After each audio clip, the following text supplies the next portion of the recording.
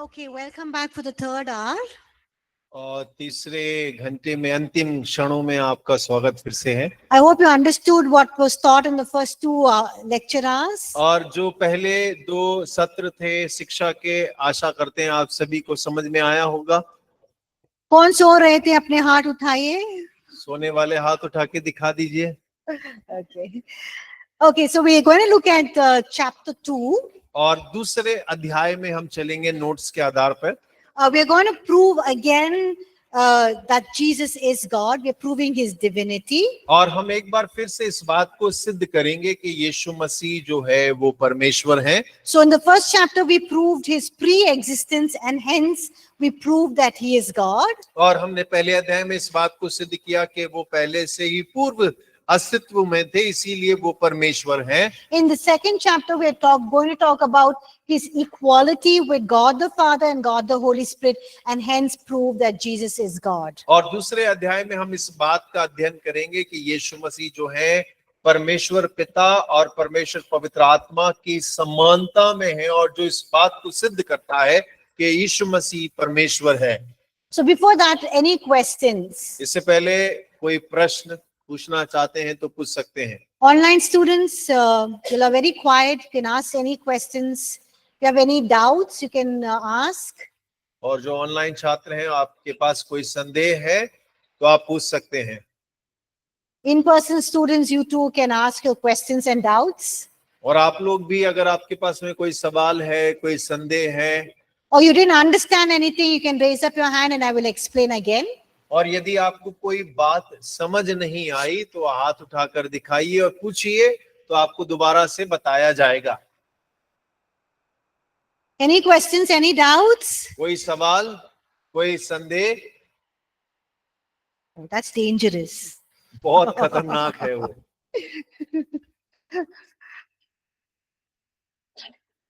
Online students? Online छात्रों के पास कोई सवाल, कोई संदेह है तो आप पूछ सकते हैं। Okay, no questions. Thank you, Pawan. Okay, we'll move on to chapter 2. और चलिए हम दूसरे अध्याय में चलते हैं, where we'll talk about Christ's equality with God the Father and God the Holy Spirit. और जहां पर हम मसीह की समानता को परमेश्वर पिता और परमेश्वर पवित्र आत्मा के साथ देखेंगे। Where we'll prove that Jesus is God. और जो इस बात को सिद्ध करता है कि यीशु मसीह ही परमेश्वर है। So we established this important truth. और हमने इस महत्वपूर्ण सत्य को स्थापित किया है that Jesus Christ is deity, that he is God. कि यीशु मसीह परमेश्वर का रूप है, यीशु मसीह परमेश्वर है। He is not an intermediary being between God and man, that is something lesser than God the Father. और वो कोई मध्यस्थ नहीं है मनुष्य और परमेश्वर के बीच में, या परमेश्वर से कुछ कम या ज्यादा, ऐसा कुछ नहीं है। But he is fully God. और लेकिन वो पूर्ण परमेश्वर है। So we looked at John chapter 1 verse 1 to 4. और हमने यूहन्ना पहला अध्याय उसका 1 से लेकर 4 वचन तक देखा। John chapter 1 verse 14. और यूहन्ना 1 उसका 14 वचन देखा। Philippians 2 5 to 7. और फिलिपियों 2 5 से 7 देखा। And John chapter 8 verse 58. और यूहन्ना 8 58 भी देखा। And now we look at a few titles. और अब हम कुछ शीर्षक देखेंगे that were given to or ascribed to God the Father or Yahweh in the Old Testament. जो कि यहोवा या पिता परमेश्वर के लिए दिए गए हैं उन पुराने नियम के अंदर में, उस पर हम अध्ययन करेंगे। And the same titles are also given to Jesus Christ. और वही शीर्षक जो है यीशु मसीह को भी दिए गए हैं, which proves that Jesus is also God. और जो इस बात को सिद्ध करते हैं कि यीशु मसीह भी परमेश्वर है। It's good to follow through your notes. और ये अच्छा होगा कि आप अपने नोट्स जो आपके हाथ में है उसको देखें, उसको and भी also पढ़ते make चलें। your own notes so that you are following through and not, disconnected. और उसके साथ साथ जो आपको बातें समझ में आती हैं आप अपने कॉपी में लिखते चले जाएं, ताकि आप कहीं गुम ना हो जाएं, आप जुड़े रहें। Yes, otherwise 3 hours listening to a lecture is difficult. और क्योंकि 3 घंटे बैठकर आंख खोलकर देखना सुनना बहुत मुश्किल हो जाता है। And these are important truths that you and I need to know. और ये बहुत महत्वपूर्ण सत्य है जो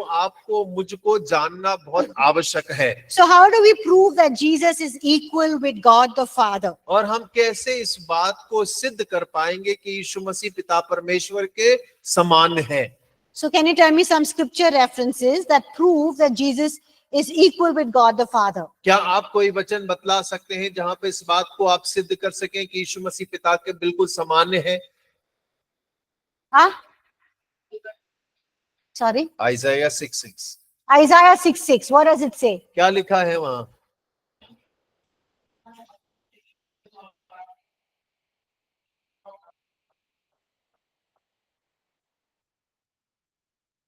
Okay, Isaiah chapter 6 verse 6. यशाया 6 उसका 6 अध्याय 6 वचन।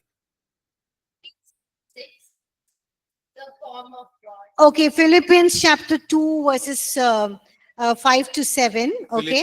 फिलिपियों 2 अध्याय उसका 5 से 7 में हम पढ़ सकते हैं। What else? और बताइए।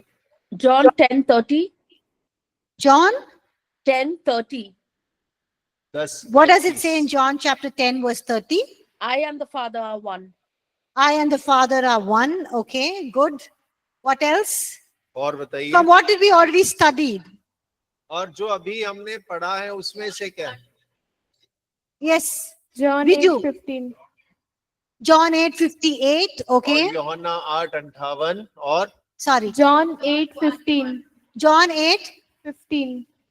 John 8:58. 15. 15. What does John 8:15 say? यूहन्ना 8:15 में क्या लिखा है? You should read it out. और जोर से पढ़ सकते हैं।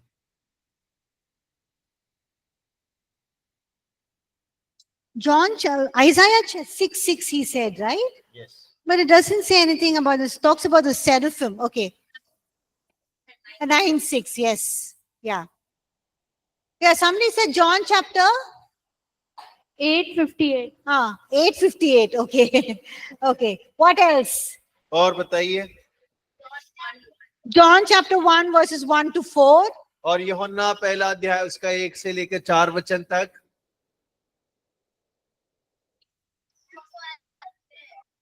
Isaiah Isaiah. 44:6 What does it say? क्या लिखा है?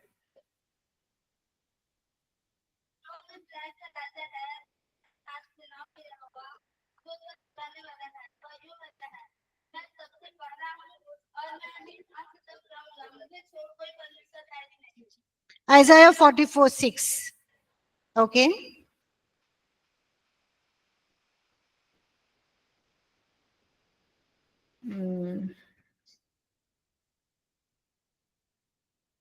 Thus says the Lord, the King of Israel and his Redeemer, the Lord of hosts. I am the first and I am the last. Besides me, there is no God. Yes. I'm the Alpha and I'm the Omega. Beside me, there is no God. Okay. Good. Anyone else? और कोई? Sorry? Revelation 1. निर्गमन 3 का 13 और 14. Revelation chapter 1 verse 8. Okay. निर्गमन 3 का 13 और 14. What is Exodus. Exodus? 3 verse 13 and 14. Exodus 3. 3 and 14. Okay. 3 का 13 14 3 chapter 3 13 and 14. Exodus chapter 3 verse 13 and 14. Oh, about Moses. Moses says, God says Moses. But how do you prove that Jesus is equal to from this verse? और आप कैसे सिद्ध Yeah, करेंगे Jesus, Yeshu God, Masih? Yahweh is telling he is God. I am who I am. But how can you prove from Exodus chapter 3 that it's talking about Jesus? और निर्गमन से आप कैसे सिद्ध करेंगे? यह तो परमेश्वर यहोवा कह रहा है कि मैं हूँ जो मैं हूँ, लेकिन आप कैसे सिद्ध करेंगे कि यीशु मसीह परमेश्वर है? इस John chapter 8 verse 58, you can connect that to John chapter Exodus. Okay. और निर्गमन को आप यूहन्ना 5:58 से जोड़ सकते हैं। Anything else? और कुछ? Philippians chapter 2 verses 5 to 7. और Okay. फिलिपियों 2 अध्याय 5 से 7।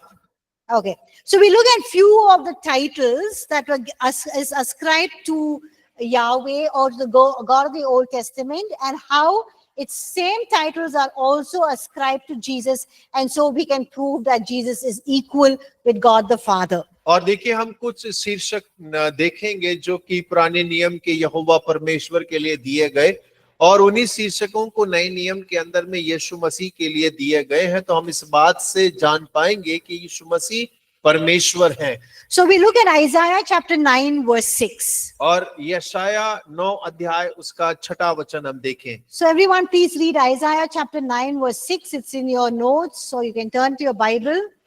और ये आपके नोट्स में लिखा है, आप अपनी बाइबल में खोल के पढ़ सकते हैं। Isaiah is after Psalms, Proverbs, Isaiah. और भजन, नीति वचन, उसके बाद में यशाया जी आते हैं। So everyone read Isaiah 9:6 and tell me which are the titles, or who is it talking about there? और यशाया 9:6 हिंदी नोट में 6:6 लिखा है, उसको 9:6 कर लीजिए। हाँ, हिंदी के नोट में 6:6 लिखा है, गलती से आप लिखा है now गलती हो गया 6. है, 9 का 6 है वो। इसीलिए उन्होंने 6 बोल दिया. Okay, now I got it. Okay. Hindi is nice 6:6. Hindi के दूसरे अध्याय में अगर आप देखेंगे तो अंतिम वचन जो लिखा हुआ है, यशाया 6:6 लिखा है, गलती से 6 लिख गया है, उसको 9:6 कर लीजिए। Thank हिंदी God के it's not नोट्स में। 666. Okay, who is it talking about in Isaiah 9:6? और यहाँ पर यशाया में 9:6 में किसके बारे में बात किया जा रहा है? Huh? It's a prophecy that Isaiah is giving about Jesus. और देखिए ये एक ऐसी भविष्यवाणी है जो यशाया यीशु मसीह के बारे में कर रहा है। And what is it giving the titles for Jesus, right? और यीशु मसीह के लिए क्या शीर्षक दिए गए हैं, क्या नाम दिए गए हैं वहां पर? Wonderful, Counselor, Mighty God, Everlasting Father, and Prince of Peace. अद्भुत युक्ति करने वाला, पराक्रमी परमेश्वर, अनंत काल का पिता और शांति का राजकुमार। Now, in these titles that have been ascribed to Jesus, what are some of the titles that are also ascribed to God the Father? और ये जो नाम या शीर्षक दिए गए हैं जो यीशु मसीह के लिए इस्तेमाल किए गए हैं, इनमें से कौन कौन से नाम या शीर्षक हैं जो पिता परमेश्वर के लिए भी इस्तेमाल किया जाता है? Everlasting Father, अनंत काल का पिता, Mighty God. सर्वशक्तिमान परमेश्वर। So what is the meaning of Mighty God? और सर्वशक्तिमान परमेश्वर का मतलब क्या है? Powerful, okay? सामर्थी Almighty, all powerful, और सर्व सामर्थी परमेश्वर, omnipotent one. और सब जगह सब पूर्ण सामर्थी परमेश्वर। So we see that in the Old Testament, God is revealed as the Almighty God. और हम देख सकते हैं पुराने नियम में परमेश्वर को सर्वशक्तिमान परमेश्वर के रूप में दर्शाया गया है। And the same title is given to whom? और यही नाम या शीर्षक किसके लिए दिए गए हैं? To whom? किसको दिए गए हैं? To Jesus, और right? यीशु मसीह के लिए। The title that is given to the Father is also given to Jesus. और जो पिता को नाम दिए गए हैं, ठीक वैसे ही नाम और शीर्षक यीशु मसीह को भी दिया गए हैं। So we see there's equality between God the Father and God the Son. और हम यहाँ देख पाते हैं कि पिता परमेश्वर और परमेश्वर पुत्र दोनों में समानता। So the son that was to be born और जिस पुत्र का जन्म होना है was God incarnate. और वो परमेश्वर जो मनुष्य रूप में आया। There's God becoming man. और ये बिल्कुल ऐसा है कि परमेश्वर मनुष्य का रूप धारण करके आते हैं। Now, which is the other title that is ascribed to God is also given to Jesus Christ? और देखिए एक और जो परमेश्वर के लिए इस्तेमाल किया जाता नाम है, वो भी यीशु मसीह को दिया गया है। Everlasting Father, और yes. अनंत काल का पिता। So when we say that God the Father is the everlasting Father, और जब हम कहते हैं कि पिता परमेश्वर जो अनंत काल का परमेश्वर what है, is the meaning of everlasting? और अनंत काल का मतलब क्या है? Huh? Never ending, eternal. कोई अंत नहीं है, अनंत है। No beginning, no end. और ना आरंभ है ना अंत है। Eternity past, eternity future is always there. वो अनादि काल से अनंत काल तक है, So that is the meaning of eternal. और यही अनंतता का मतलब है। So how can the same title everlasting father be given to Jesus? और कैसे फिर ये जो अनंत काल का पिता, जो शीर्षक जो परमेश्वर के लिए इस्तेमाल किया गया है, वो यीशु को कैसे दिया गया? So when we give it to Jesus, isn't there a conflict or a clash between the titles? और जब हम ये नाम जो शीर्षक है जब यीशु मसीह को देते हैं, तो क्या यहाँ पे कोई घर्षण या विरोधाभास नजर नहीं आता? When God the Father is everlasting, how can and we are saying God the Son is also the everlasting Father? Isn't there a clash? और देखिए, जब हम कहते हैं कि जो पिता परमेश्वर है वो अनंत काल का पिता है, और उसके बाद हम कहते हैं कि जो पुत्र है वो भी अनंत काल का पिता है, तो इसमें कोई मेल नहीं खा रहा। कैसे ये विरोधाभास नजर नहीं आता है क्या? Come on, think. सोचिए, What do you think? Father and Son are equal, yes. और पिता और पुत्र एक समान है। There is no conflict or clash here in the titles. और देखिए, यहाँ जो शीर्षक है उसमें कोई घर्षण नहीं है, लड़ाई झगड़ा नहीं है। When we're saying that God the Father is everlasting Father, और जब हम कहते हैं कि पिता परमेश्वर अनंत काल का परमेश्वर है, and we're saying God the Son is also the everlasting Father, और उसके साथ हम कहते हैं कि जो परमेश्वर पुत्र है वो भी अनंत काल का पिता है, we are actually talking about Christ's eternal nature and his character as the Father or like the Father. और तब हम मसीह के अनंत स्वभाव के बारे में बात करते हैं, जो पिता के रूप में या पिता के समान है। Just as the Father is eternal, और जिस प्रकार पिता जो अनंत काल का है, and his nature and his character is eternal, the same way God the Son is also, or Jesus Christ is also, his nature is eternal, his character is eternal like the Father. और जैसे परमेश्वर पिता का चरित्र और स्वभाव अनंत है, वैसा ही पुत्र परमेश्वर का स्वभाव और चरित्र भी अनंत है, बिल्कुल पिता के समान। So we look at another title और हम एक और शीर्षक देखेंगे, that is referred to, was given to God the Father, और जो कि पिता परमेश्वर को दिया गया or God in the Old Testament, पुराने नियम के अंदर में, and is also given to Jesus Christ. और वो उसके साथ साथ यीशु मसीह के लिए भी इस्तेमाल किया जाता है। The first and the last, Alpha and the Omega. और प्रथम और अंतिम, अल्फा और omega. Look at Isaiah chapter 44 verse 6 और यशाया 44 उसका 6वां वचन देखें, and Isaiah 48 verse 12. और 48 उसका 12 वचन। So what is God revealing about himself in Isaiah 44 verse 6 and Isaiah 48 verse 12? और यशाया 44 उसके 6 वचन में और 48 उसके 12 वचन में परमेश्वर अपने बारे में किस बात को प्रकट कर रहे हैं?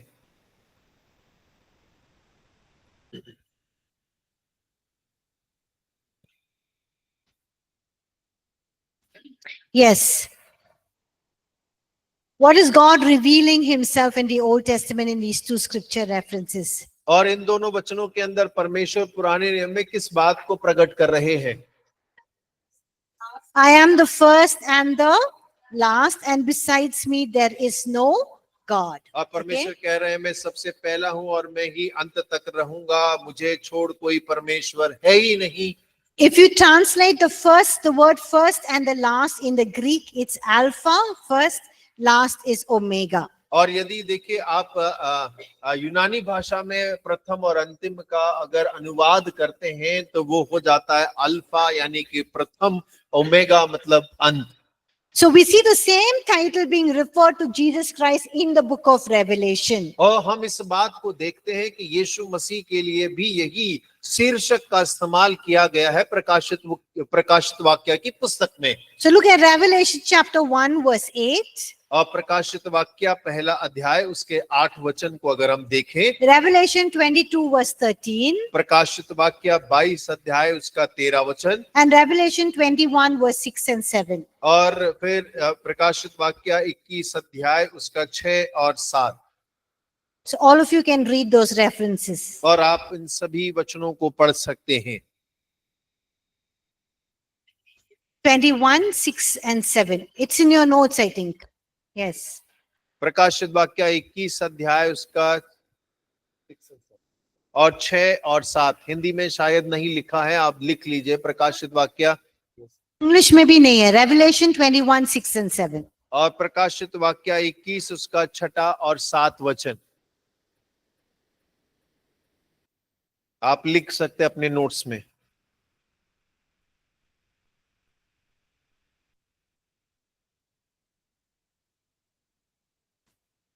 So in these three references, और इन 3 वचनों में who is referring themselves to as the Alpha and the Omega? कि कौन अपने आप को अल्फा और ओमेगा के रूप में दर्शा रहा है? Jesus. और यीशु मसीह।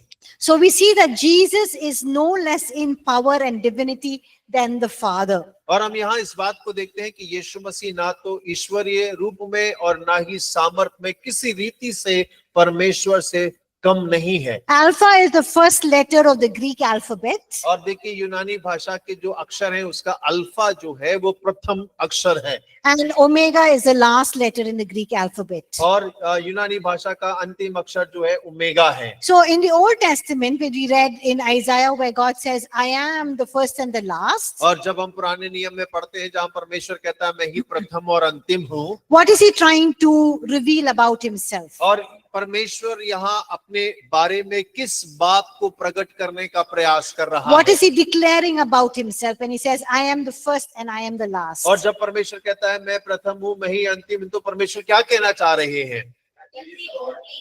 He is the only God. Okay.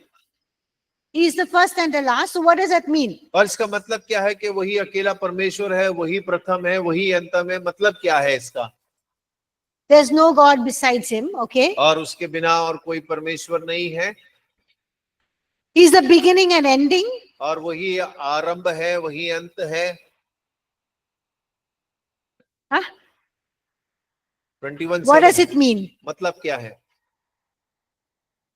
So when God is declaring that he is the first and the last, और जब परमेश्वर इस बात की घोषणा करते हैं कि वही प्रथम और अंतिम है, he is meaning that everything from the beginning to the end is all him and because of him. और तब हम इस बात को जानते हैं कि शुरुआत से लेकर अंत तक हर एक चीज परमेश्वर और परमेश्वर के द्वारा ही है। He's declaring that he's declaring that he's everything from the beginning to the end. और वो इस बात की घोषणा कर रहा है कि हर एक चीज के शुरुआत से लेकर अंत तक वो मौजूद है। Everything originates in him, everything ends in him. और हर एक चीज उसी ही में उत्पन्न होती है और उसी में उसका अंत होता है। Time and history originates in him and culminates in him. और देखिए समय और इतिहास उसी में उत्पन्न होता है और उसी में समाप्त हो जाता He है। is the origin of everything and he is the destination. और हर एक चीज का उत्पन्न करने वाला और उसकी पृष्ठभूमि ही मंजिल भी वही है, परमेश्वर ही है। And in Revelation chapter 1 verse 8, Revelation 22 verse 13, Revelation 21 verse 6 and 7, who is referring themselves to as the Alpha and Omega? और प्रकाशित वाक्य 1:8, 22 का 3 और 21 का 6, 7 के कौन यहाँ पर कह रहा है कि मैं अल्फा और ओमेगा हूँ? किसको दर्शा रहा है? Yes, Jesus is saying, I am the Alpha and Omega. That means I am the first and the last. और यीशु मसीह वहां कह रहे हैं मैं अल्फा और ओमेगा हूं। इसका अर्थ है कि मैं ही प्रथम और मैं ही अंतिम हूं। So Jesus is using the same titles that are given to God for himself, and he is proving that he is God, he is equal with God the Father. और यीशु मसीह उन शीर्षकों का इस्तेमाल कर रहे हैं जो पिता परमेश्वर को सौंपे गए, और उनका इस्तेमाल करने के द्वारा वो इस बात को कहना चाहते हैं कि मैं और पिता एक समान है। Look at another reference in Romans chapter 9 verse 4 and 5. और रोमियो उसका 9 अध्याय उसका 4 और 5 वचन को भी हम देखें।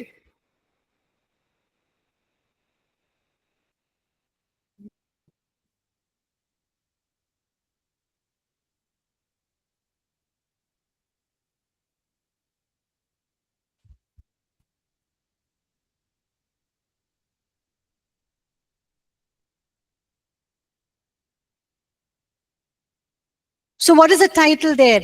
और वहां पर क्या शीर्षक दिया गया है?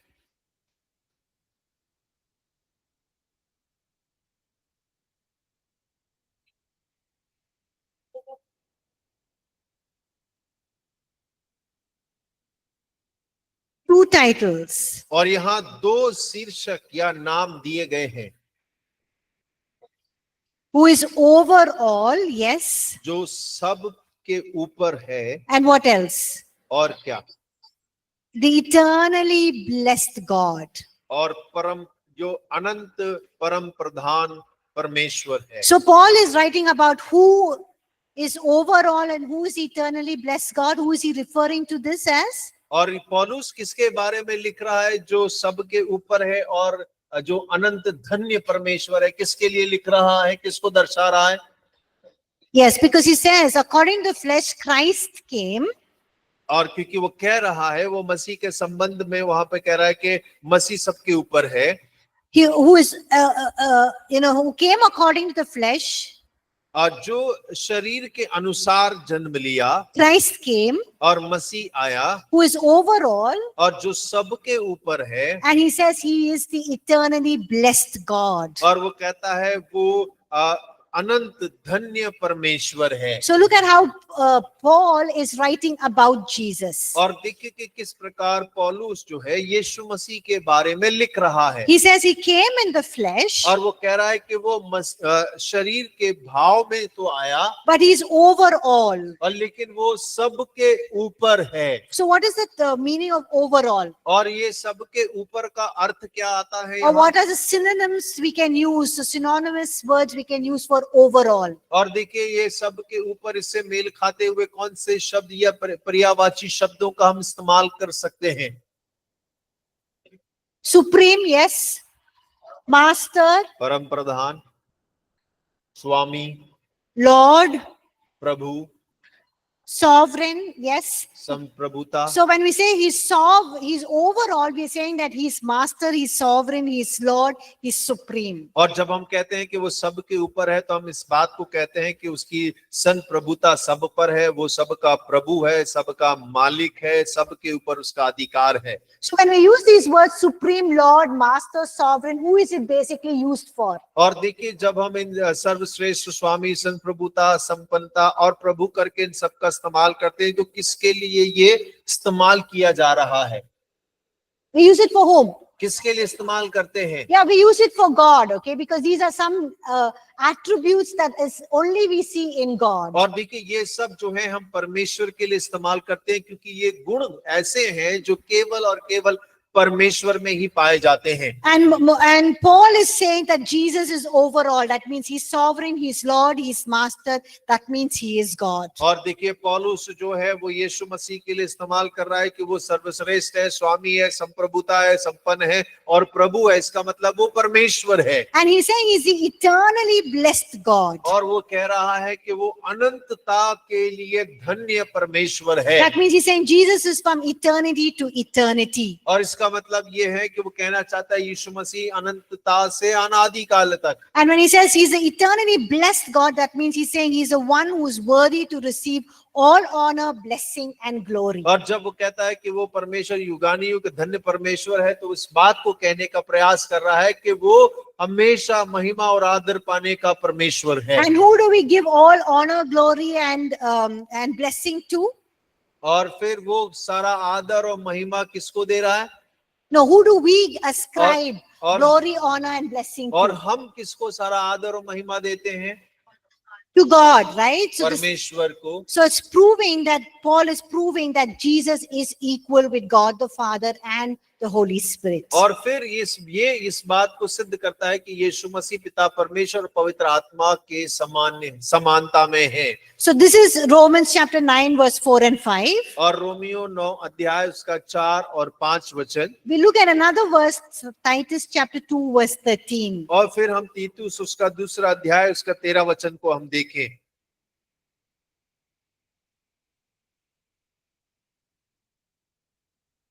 So what is the title used here for Jesus? और यहाँ पर यीशु मसीह के लिए कौन सा शीर्षक इस्तेमाल किया गया है?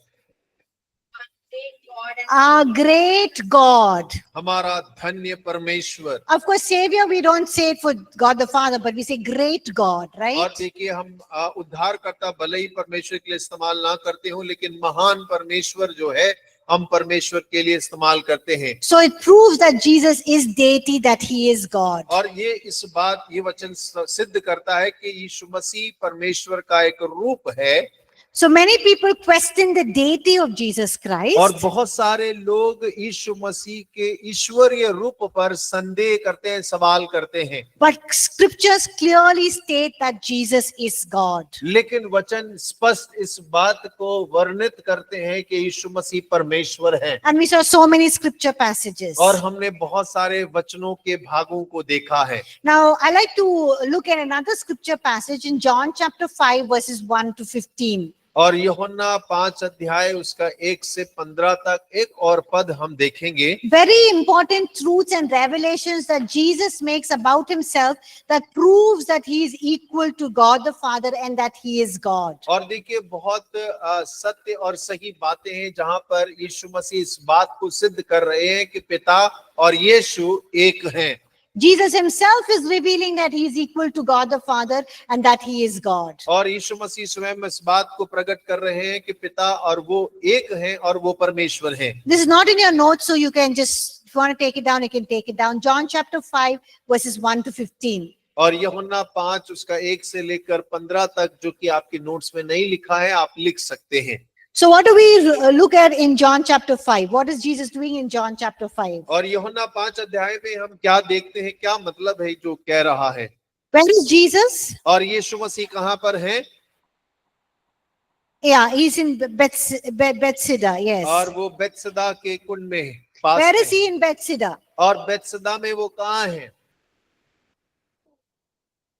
Where is he in Bethsaida? What is he doing there? और बेतसदा में वो कहां In John पर है और chapter क्या 5. कर रहे हैं? यूहन्ना 5 अध्याय में बेतसदा में वो कहां पर हैं और क्या कर रहे हैं? Yes, he's near that pool. और वो उस कुंड के पास में है।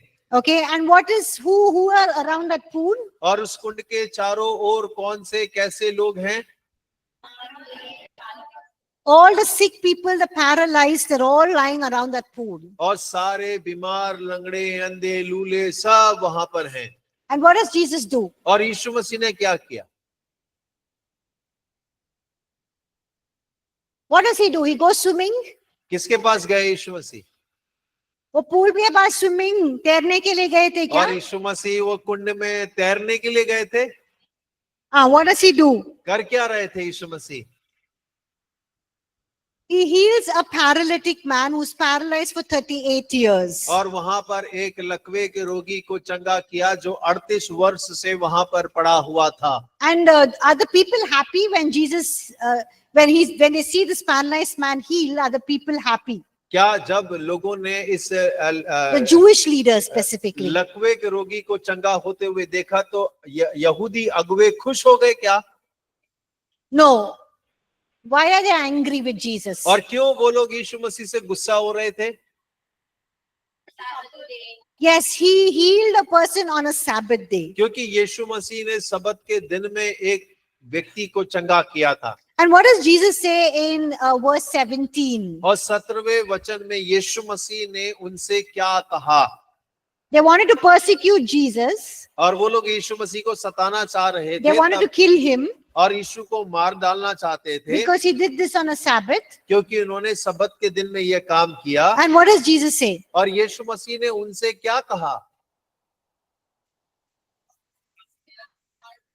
He says, my Father is always at this work to this very day, and I too am working. और वो कहता है मेरा पिता अब तक काम करता है और मैं भी काम करता हूँ। And what does it do? They were more angry with Jesus. और क्या हुआ? वो लोग यीशु मसीह से और ज्यादा गुस्सा हो गए And they tried all the more to kill him. और फिर उन्होंने और जोर लगाया कि इसे कैसे ना कैसे पकड़ के मार डालें। Why are they angry again with Jesus? All the more angry. और देखिए पहले ही गुस्सा थे, लेकिन कौन सी बात के कारण वो ज्यादा गुस्सा हो गए?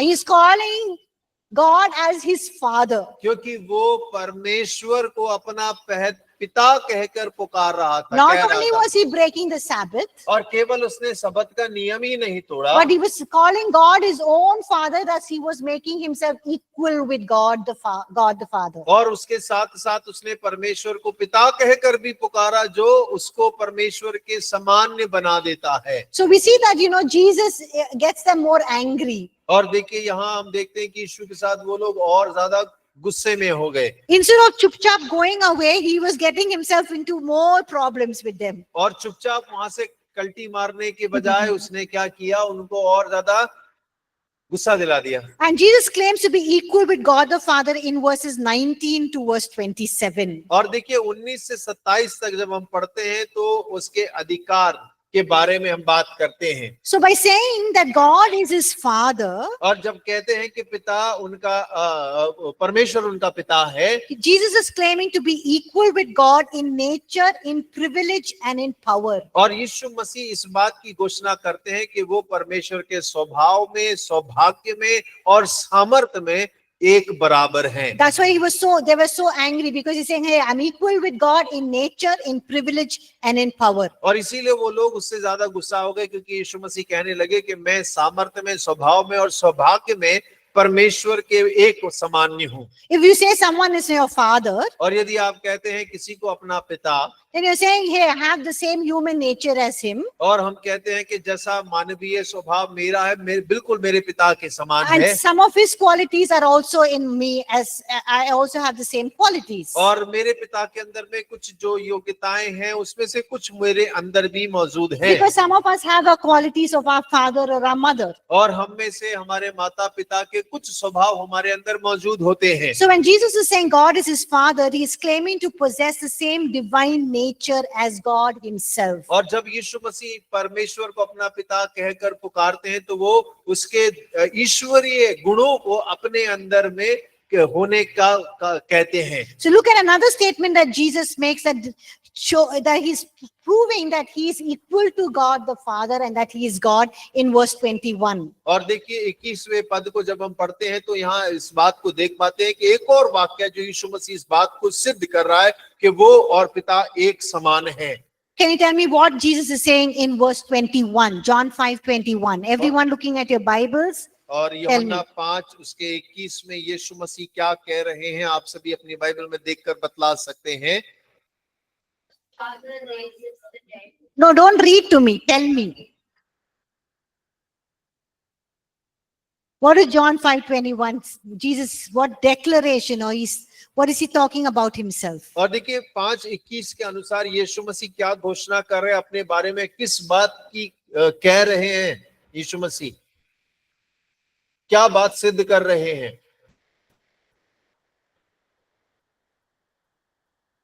Huh?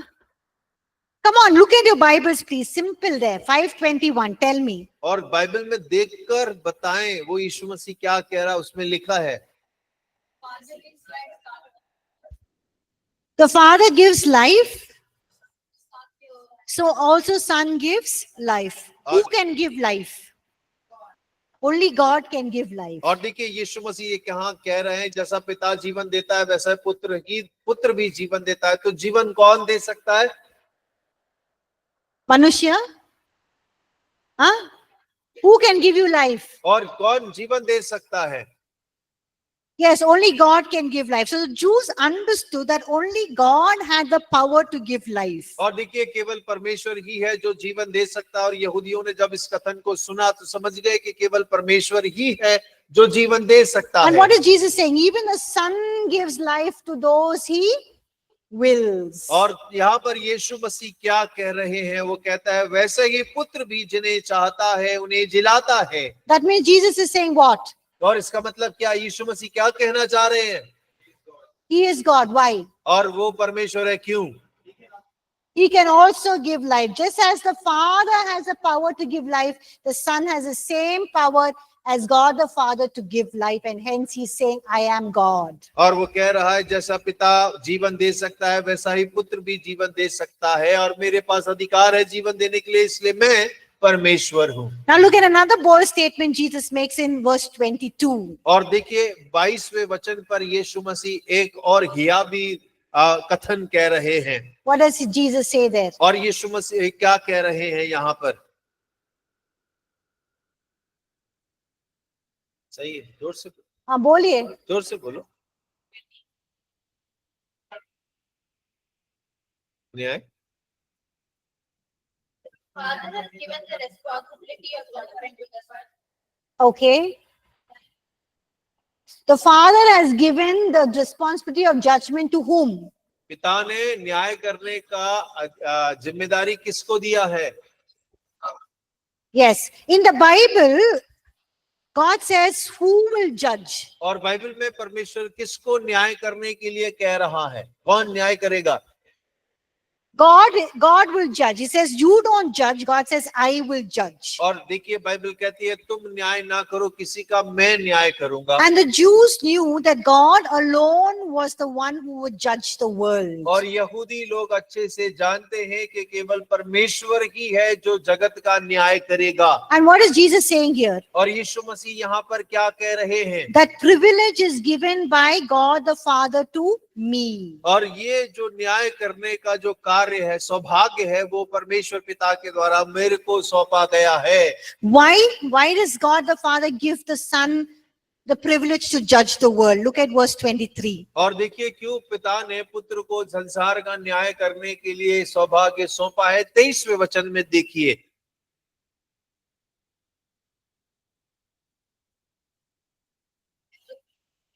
All men should honor the Son just like they honor the Father. और पुत्र का आदर करो जैसा पिता का आदर करते हैं। The Jews knew that who is deserving of worship and honor? और देखिए यहूदी लोग इस बात को जानते हैं कि आदर और आराधना के योग्य कौन है? Only God, right? केवल परमेश्वर। And Jesus is claiming the same right for honor and worship that has to be given only to God. और यीशु मसीह वही आदर और आराधना की मांग कर रहे हैं जो केवल परमेश्वर के लिए रखा गया है। So in this chapter, John chapter 5, Jesus is proving very powerfully and asserting that he is God and equal to God the Father. और देखिए इस 5वें अध्याय के अंदर में यीशु मसीह बड़े ठोस रूप से इस बात को प्रकट करते हैं और कहते हैं कि पिता और वो एक समान हैं। And he's emphasizing the unity of the Father and the Son. और वो पिता और पुत्र के मध्य में जो एकता है उस पर जोर डालते हैं। He's saying what is done to one should be also done to the other. और वो कह रहे हैं जो एक के साथ किया जाता है वो दूसरे के साथ भी किया जाना चाहिए। That means you honor and worship the Father, you should also honor and worship the Son. और इसका मतलब है यदि आप पिता का आदर और आराधना करते हैं वैसे ही पुत्र की आदर और आराधना करें। Because they are equals. क्योंकि दोनों एक समान हैं। They are God. और वो परमेश्वर हैं। Now the Jews didn't have any doubt that Jesus was proving he is God and equal to the Father, and they were angry and ready to kill him. और देखिए अब यहूदियों को कोई संदेह नहीं था इस बात में कि यीशु मसीह अपने आप को ईश्वर कहकर बोल रहा है, संबोधन कर रहा है, इसीलिए वो क्रोधित हो गए, गुस्सा हो गए और उसे मारने का प्रयास करने लगे। So you can prove from John chapter 5 that Jesus is himself saying that he is God and equal with God the Father. आप यूहन्ना 5 अध्याय से इस बात को सिद्ध कर सकते हैं कि यीशु मसीह स्वयं अपने आप को परमेश्वर के समान कह रहा है। Now if somebody can take out John chapter 14 verse 28 और कोई भी यूहन्ना 14 उसका 28 वचन निकाल सकते हैं and they can say no, Jesus and the Father are not equal. और वो कह सकते हैं कि पिता और पुत्र एक समान नहीं है। Because look at it, Jesus says, my Father is greater than I. और क्योंकि यहाँ पर यीशु मसीह कहता है कि मेरा पिता मुझसे बड़ा है। So how can you say that Jesus is proving that he is equal with God the Father? और फिर कैसे यीशु मसीह अपने आप को पिता के समान कह रहा है? What is your thoughts? आपके विचार क्या हैं? Read John 14:28, you'll understand. और यूहन्ना 14 उसका 28 पढ़िएगा तब आप समझ पाएंगे।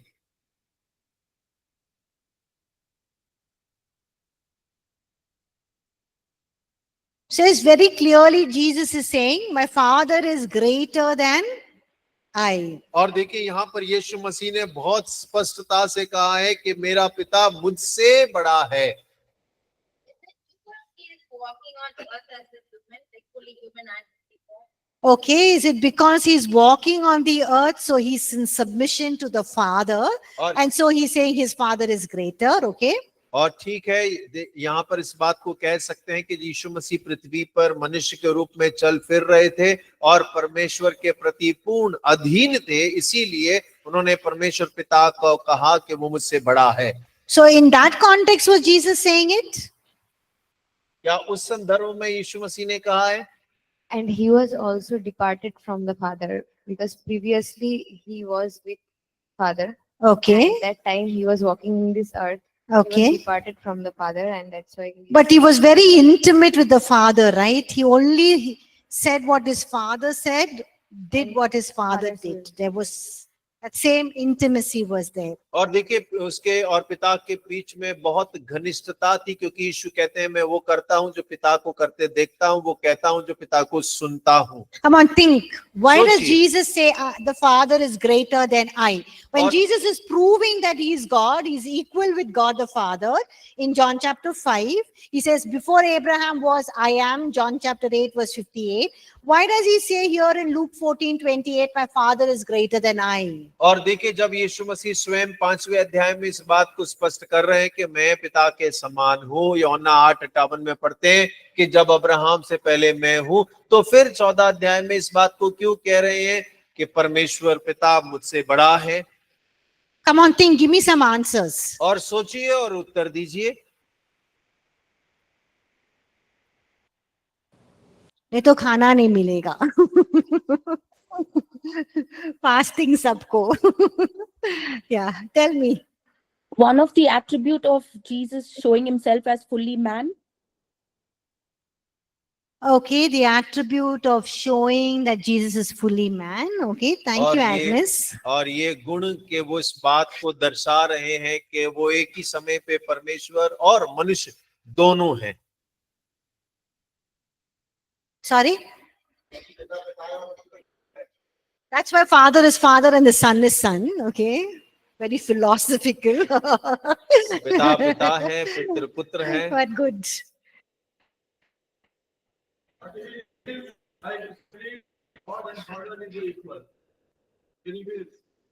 Okay, okay. Okay.